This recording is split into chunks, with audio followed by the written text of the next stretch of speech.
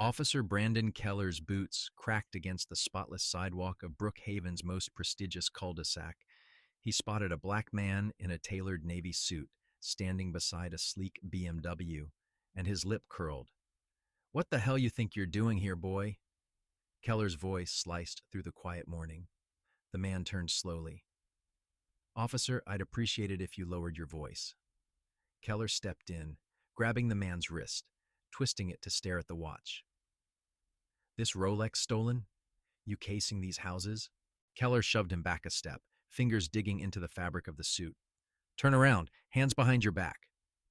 The man kept his tone measured. "Officer, there's no need for this." Keller slammed him forward onto the hood of the BMW, the metal booming down the manicured street. "I said turn around, you piece of crap. You don't belong out here." The man's suit wrinkled sharply against the paint, his voice tight with controlled fury. "I live in this house, officer." Keller barked a harsh laugh. "Sure you do. And I'm the damn president. Have you ever watched hatred so blatant it stripped dignity from a person for simply existing?" 9:47 a.m., 13 minutes until the call that would change everything. Marcus Hall felt the chill of the BMW's hood through his shirt, the weight of Keller's forearm across his shoulders. 26 years of federal service, and here he was, treated like a petty thief on his own driveway. "ID, now!" Keller's breath reeked of burnt coffee and something sourer.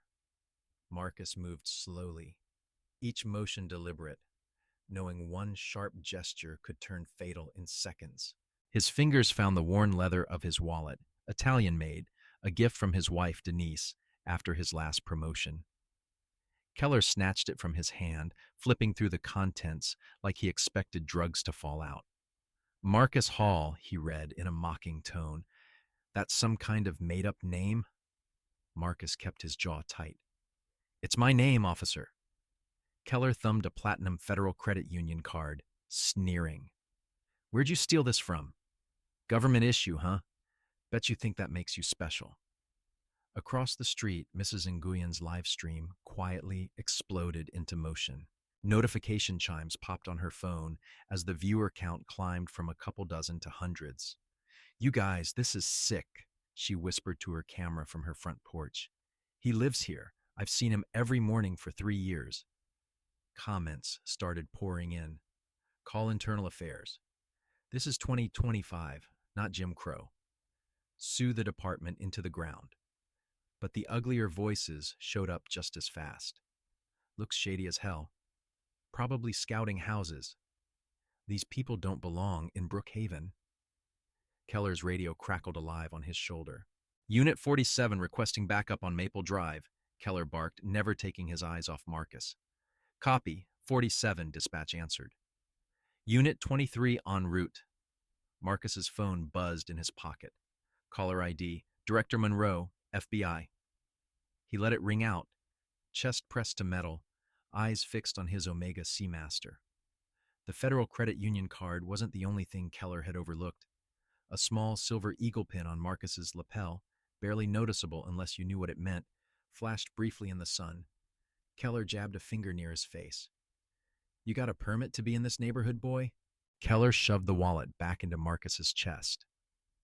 "Rich folks pay a lot to keep people like you out." Marcus turned his head slightly, reading the nameplate with deliberate calm. "Officer Keller," he said, voice flat, "I'm going to ask you to step back." Keller's hand slid toward his taser. "You're gonna ask me? You giving me orders now?"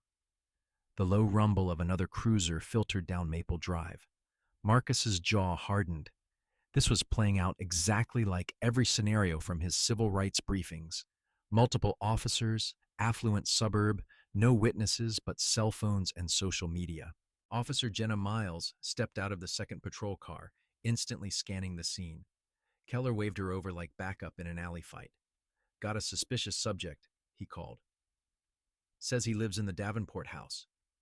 Miles glanced at the imposing colonial behind them, stone facade, black shutters, easily worth $2 million.